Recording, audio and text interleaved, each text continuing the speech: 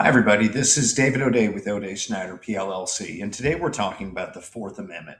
The Fourth Amendment protects against unreasonable searches and seizures, and in Washington, D.C., this principle governs every police stop, frisk, and arrest. Violations of these rules often lead to suppression of evidence, which can significantly affect the outcome of a case. Now, a lawful stop requires reasonable, articulable suspicion that criminal activity is occurring. That standard's lower than probable cause, but must be based on specific facts rather than a mere hunch. Courts evaluate the totality of circumstances, including location, behavior, and officer observations to determine whether the stop was justified. A frisk or a pat down for weapons requires an additional justification, reasonable suspicion that the individual is armed and dangerous. This is not automatic.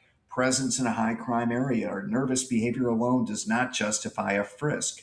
Officers must identify specific facts suggesting a weapon is present. Now, an arrest requires probable cause, meaning facts and circumstances that would lead a reasonable person to believe a crime has been committed. If probable cause is lacking, any evidence obtained after the arrest may be suppressed under the exclusionary rule. Now, common issues include stops based solely on vague descriptions, frisks without articulable suspicion, and vehicle searches without proper justification.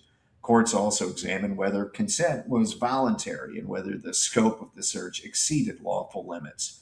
When a violation occurs, the remedy can be suppression of evidence. This can include drugs, firearms, or statements obtained during an unlawful detention.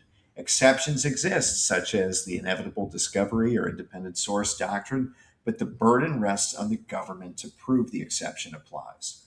Fourth Amendment litigation is fact intensive.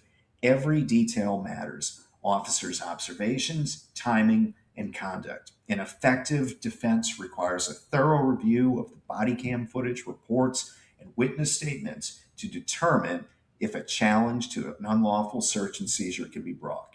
Thanks for watching the video.